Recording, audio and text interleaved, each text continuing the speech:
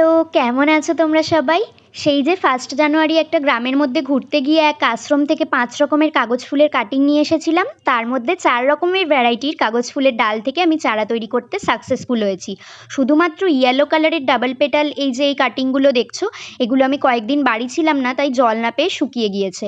আর যে চারাগুলো তৈরি হয়েছে সেগুলোও এখন দেখছি বর্ষার জল পেয়ে পাতা হলুদ হয়ে পাতা ঝরে যাচ্ছে। তাই আজ ভাবলাম আর দেরি না করে যে চারাগুলো তুলনামূলক বড় হয়ে গিয়েছে সেগুলোকে প্লাস্টিকের গ্রো ব্যাগ থেকে এই মাটির টবে শিফট করব। সেই মতো দুটো মাটি ভর্তি টব নিয়ে এলাম, আর দেখো বর্ষার জল পেয়ে কিন্তু টবে একটু মাশরুমও হয়ে গিয়েছে। তারপরে আমি গ্লাভস পরে টবের মধ্যে যে শুকনো পাতাগুলো ছিল সেগুলোকে পরিষ্কার করে নিলাম।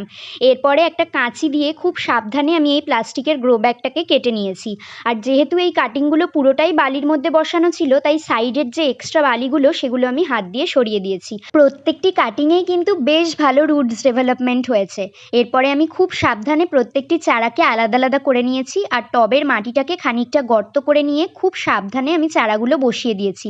গোড়ার বালিটাকে কিন্তু আমি পুরোপুরি সরাইনি, এতে গাছ ঝিমিয়ে পড়তে পারে বা রুটসও ছিঁড়ে যেতে পারে, যেহেতু রুটসগুলো এখন বড্ড পাতলা। এই সেম প্রসিডিওর ফলো করে আর তোমাদের সাথে গল্প করতে করতে বাকি রিপোর্টিংগুলোও আমি কমপ্লিট করে নিয়েছি। এই যে দুটো চারা দেখছো, এটা থেকে এরকম লাল আর কমলা রঙের মেশানো খুব সুন্দর দেখতে কাগজ ফুল হবে।